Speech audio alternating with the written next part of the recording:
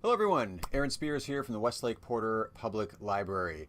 This is the fourth in a series of videos we're doing based off of our teen writers group that has taken a look at activities to do during National Novel Writing Month, NaNoWriMo. So we've done already story ideas, we've done creating characters, we've done constructing plots. One of the other preps for National Novel Writing Month is building worlds. You have to have a world for your characters and your story ideas and your plots to take place in. So on this particular video, as we did in the live version of the Teen Writers Group a week or so ago, we're going to go over some writing exercises, some timed exercises. If you watched these videos previously, you know I'm a fan of doing timed exercises when brainstorming and writing. Keeps you really focused, or helps to keep people really focused, because I will get distracted very easily when I'm doing brainstorming and writing here.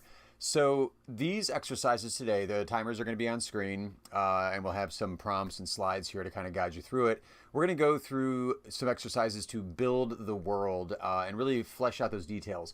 The thing is with this one, though, we're going to be incorporating things that we did in the story ideas, in the creating characters, and in the constructing plots videos and some of those writing prompts. So anything that you've produced, that you've written, that you've created from those other videos or from those other sessions, if you're with us live on Zoom for the Teen Writers Group, you're going to want all that stuff handy. So gather all that material together within an arm's reach so you can grab it, or if you're writing on a computer or a tablet, whatever, get those tabs open, get those docs open, because we're going to be pulling all of that stuff together to create the world of your story. So the first one we're going to do today is called Building by Layers. So each one of these is going to be 3 minutes. And we're going to start off on the macro and go to the, we're going to start off on the micro and go out to the macro. We're going to start in real small and we're going to get bigger. That's what I'm trying to say. So the first thing we're going to do is called, in this building by layers, we're going to do the neighborhood. Your character or your characters, let's look at the protagonist perspective for right now. Your character, your protagonist lives somewhere, whether it's a 200 square foot corner apartment in the Upper East Side of New York or Chicago or some metropolitan area, or it's a countryside manor. Maybe it's an 1800s Japanese feudal village. Wherever your story, maybe it's not even on Earth, maybe it's somewhere else. Wherever it takes place, just look at the closed little neighborhood area where your protagonist lives at. What we want to do is we want to write about that neighborhood that your character lives in. What do they see when they walk out their front door, or what do they see when they walk down the street? Do they love where they live? What's their feelings about where they live? Do they want to get out? Do they want to explore the world? What's the vibe there for them? Are they trying to escape? Is it something where they have to escape, or can they just willingly walk away whenever they want to? What is your character? Why is your character currently living there, and why are they there? Just list this out. If you want to do sentences, that's fine. Just do a list of stuff. I'll write out a word, I'll draw a circle, then connect a thought over here. However you want to brainstorm this out, dive into the immediate kind of close-knit neighborhood just outside the world, the structure wherever your character lives at.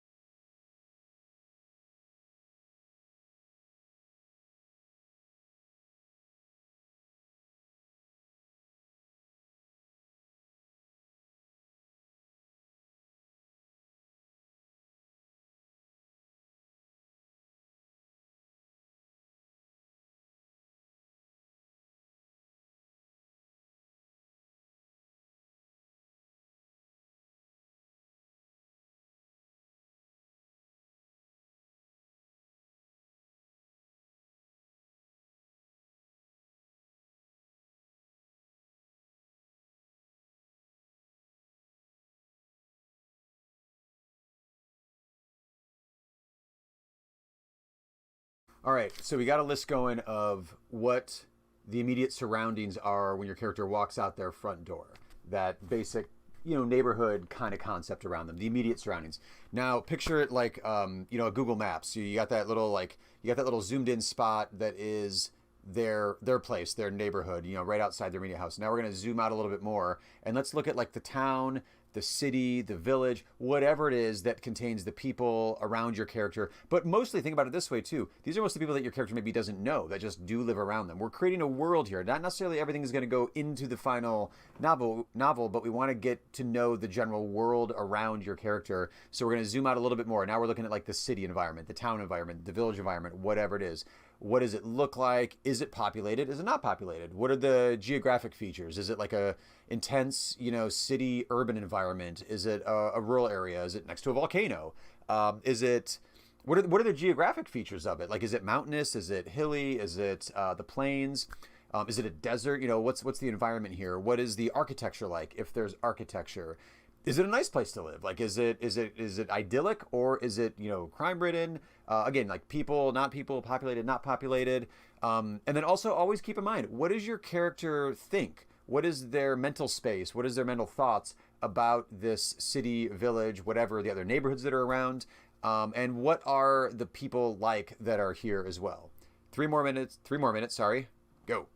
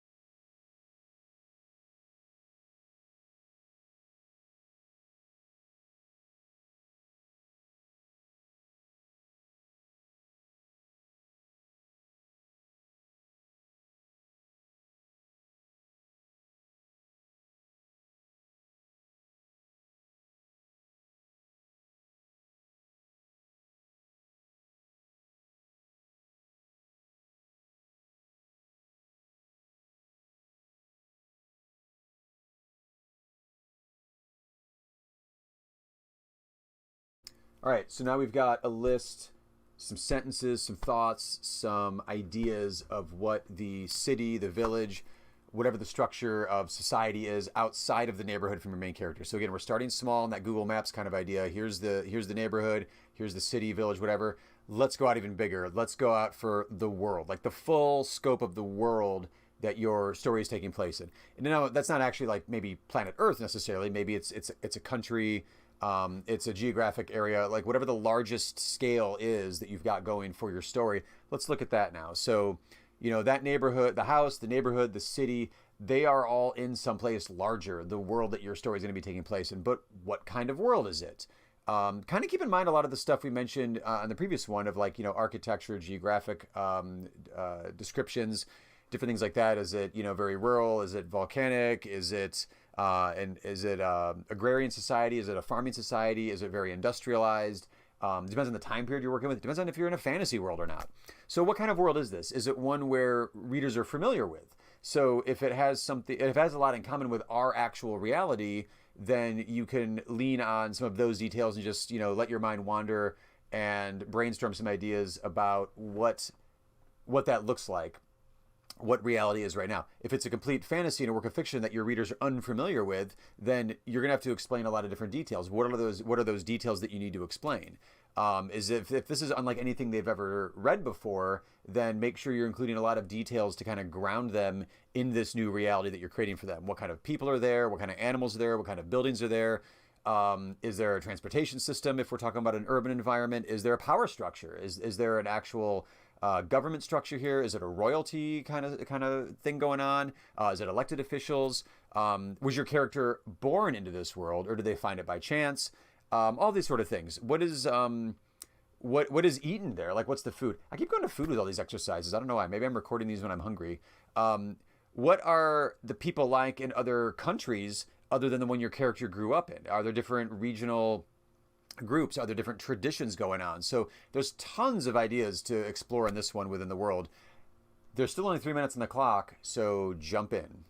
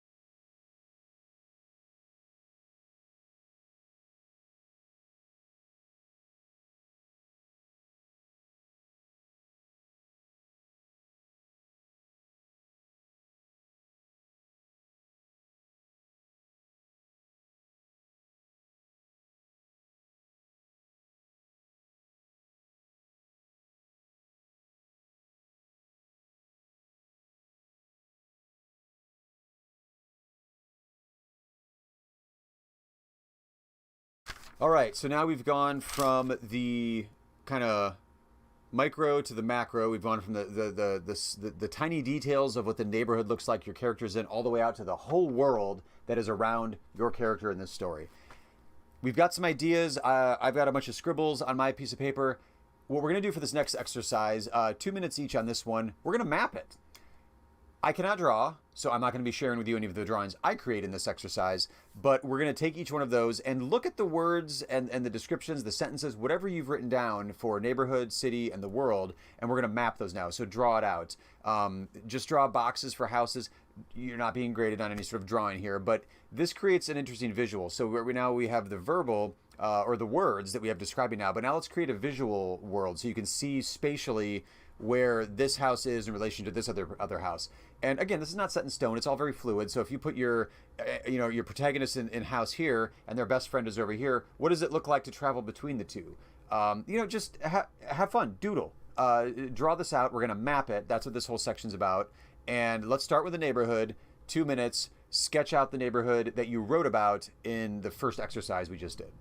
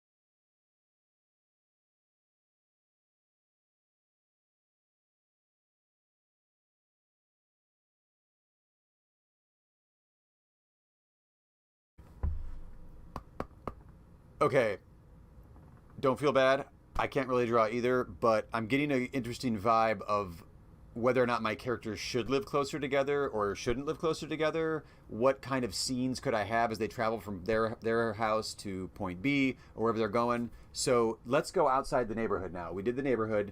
Going back to our first exercise, we're going to zoom out just a little bit and we're going to go city-wise. So everything you did in the writing prompt 2 for the city, all your lists, all your descriptions, all your ideas there, map that out for the city, the slightly larger view beyond the neighborhood, not quite to the world yet, that's coming up. The city. So map out the city where that neighborhood that you just drew, that whole map you just drew, where does that map fit in the larger picture of where your characters are living? 2 minutes on this one as well. Start drawing.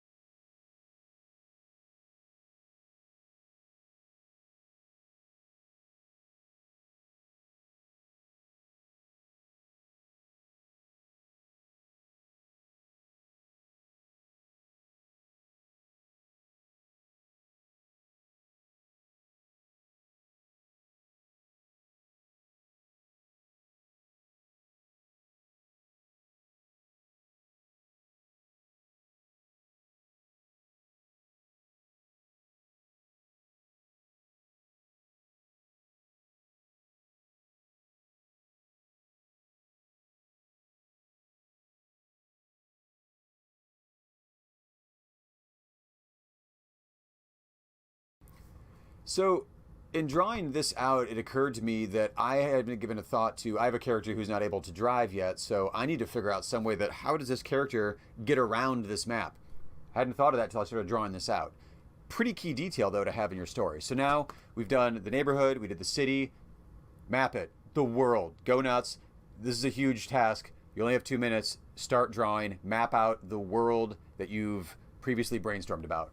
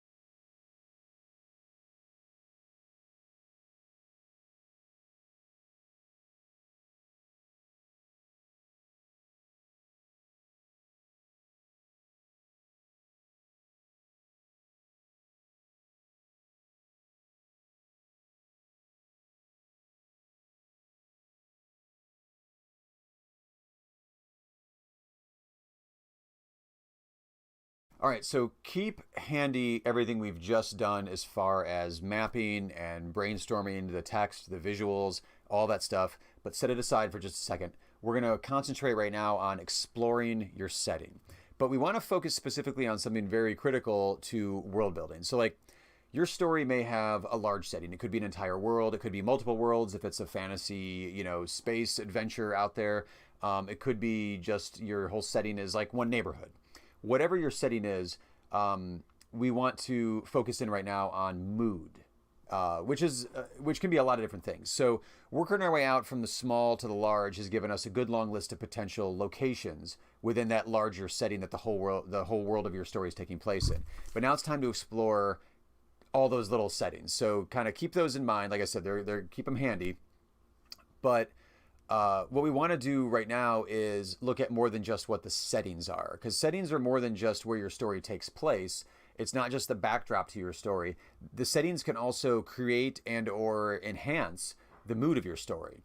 So what we're going to do right now is explore the power of mood and really dive into that here for a few minutes with a few writing prompts. So mood is really interesting and something that you could easily kind of almost forget about as you're creating a story, but you don't forget about it when you're reading a story. So it's really, really key here.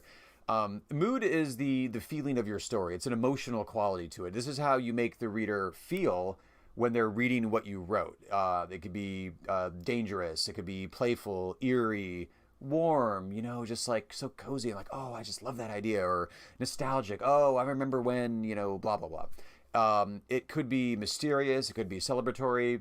You get the idea. What you want to do, though, is select the right mood with the right setting for the right plot and actions in your story. So we want to make sure that all that's kind of like works together in the best way possible. If you want to have a scene that, let's say, creeps people out, you'd want the right setting to create the right creepy mood for that. Probably a graveyard or a forest at night.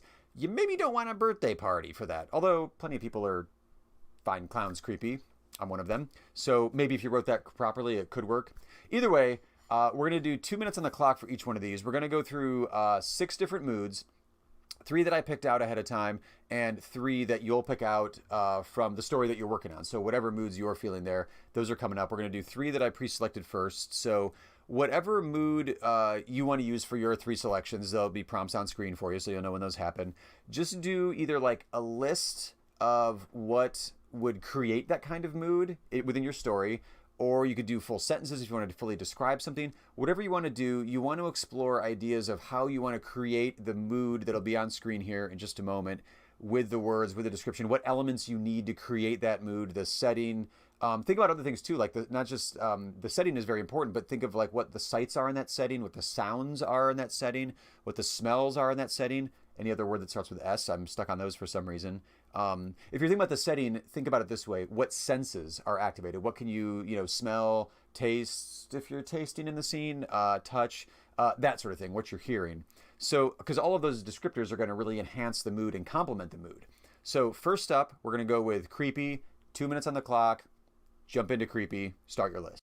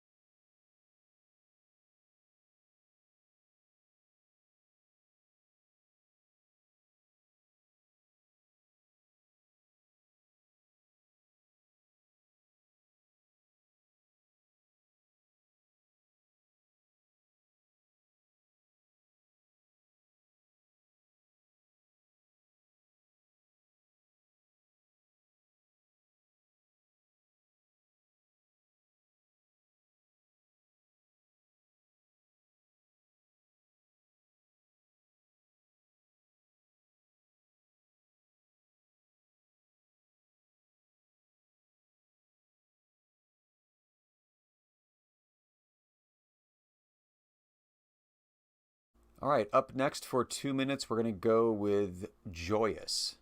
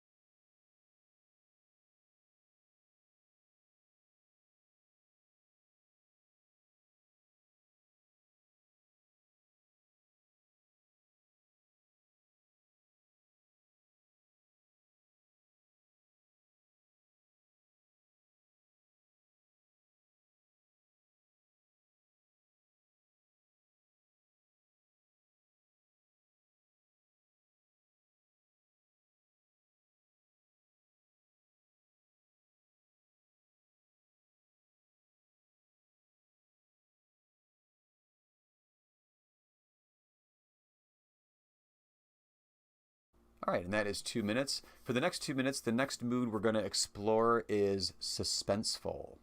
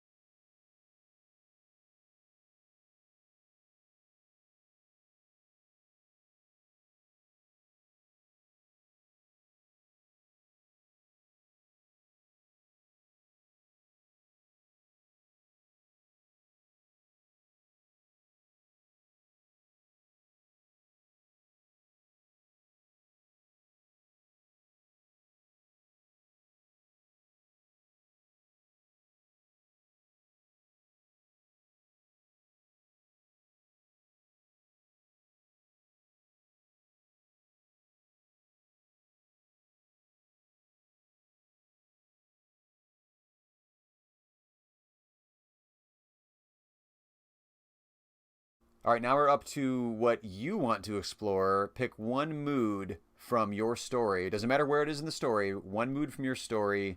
Start exploring. 2 minutes.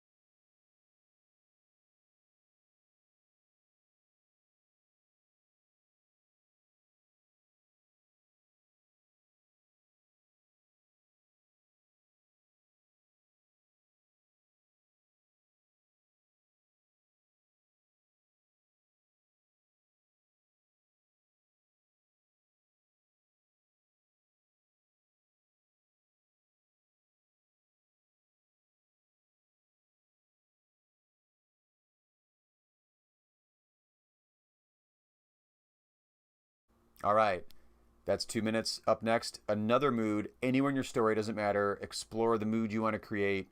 2 minutes.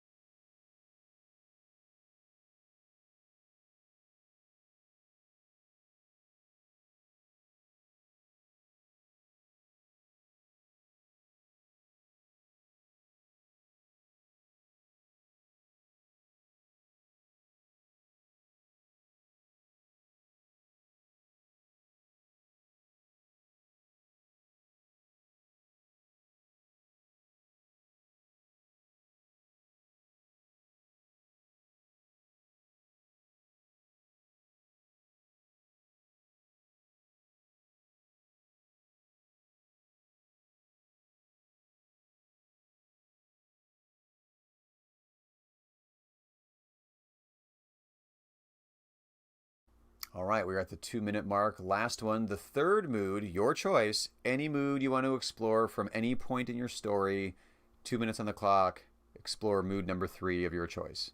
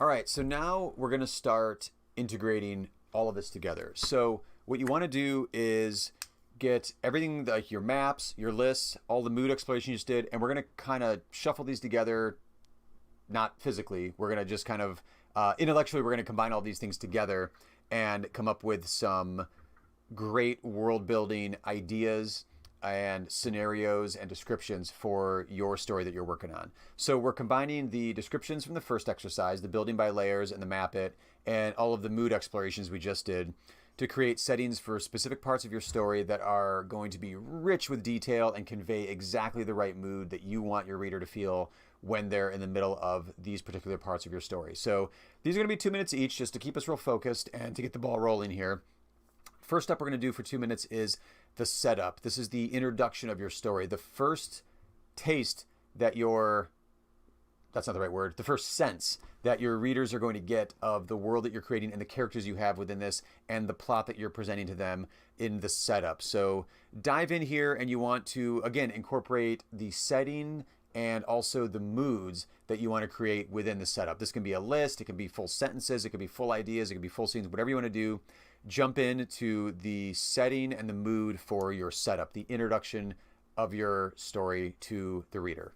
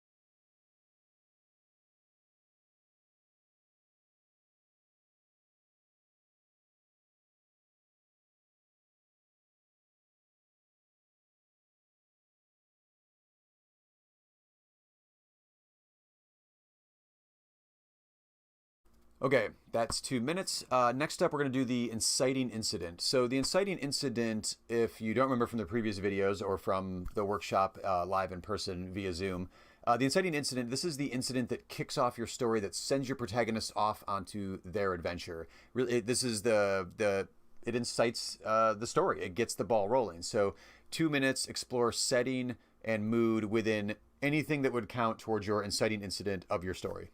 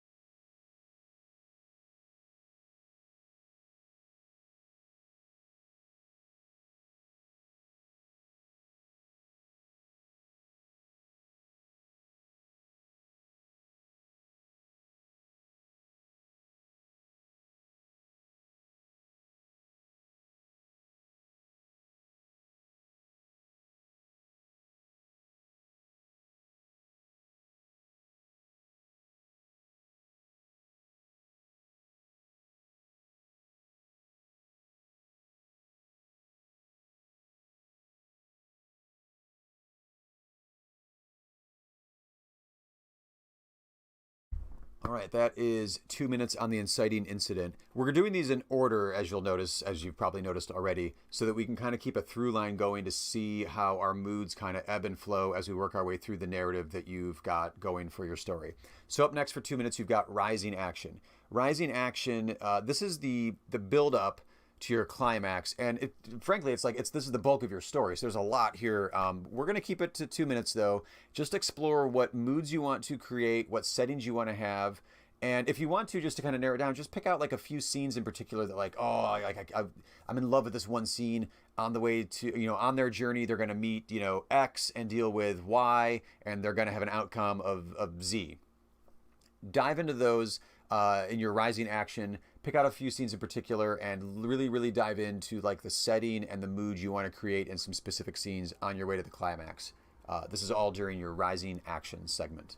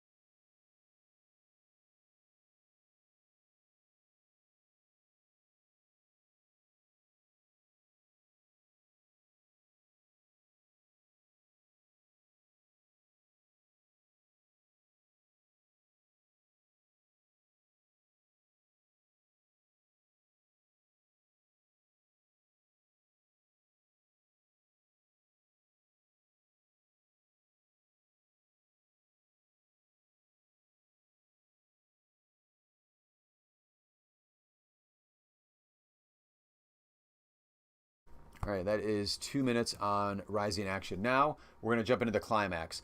This is the grand finale of your story. It's all been building to this. Jump into setting. Where does this take place at? Does it take place in multiple settings? What's the mood? Presumably, when the climax, you maybe want like an all is lost feeling for your protagonist going into it. Do they win? Don't they win? What's the outcome? What's the setting? What's the mood? Climax, 2 minutes. Jump in.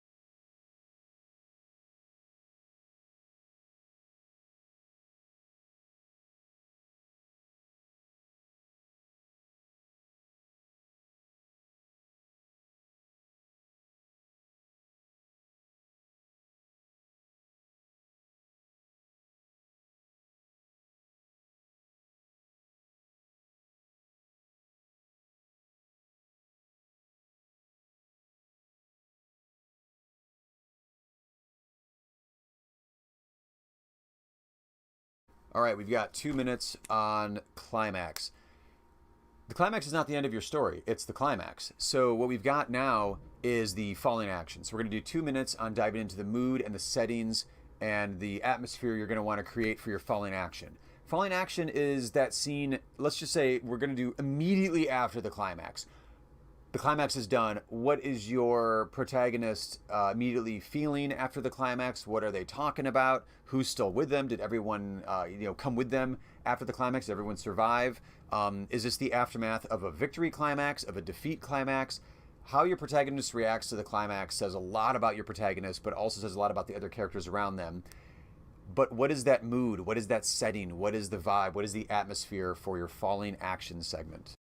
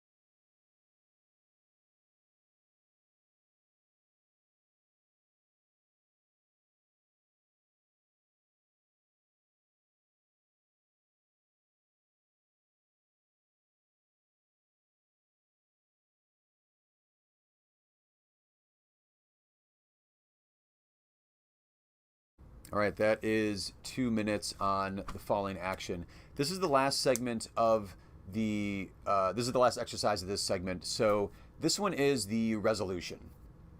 This typically will be when your protagonist returns to the world of the setup of the first thing we did in this particular exercise. So they may or may not return to it, but for the sake of an exercise here, let's take a look at this.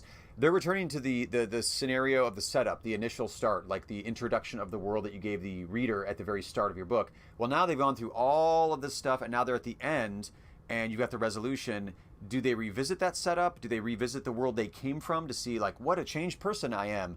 That sort of thing. Or you maybe want to go in a different direction. Maybe another quest presents itself and you've got yourself a sequel set up. So you can kind of explore how your character has changed, but then also give the reader a hint of like where they may be going. But do that with what settings does that take place in? What is the mood in those settings? And what is the atmosphere and the tone that you want to leave your readers with at the very end of your story? 2 minutes, start writing.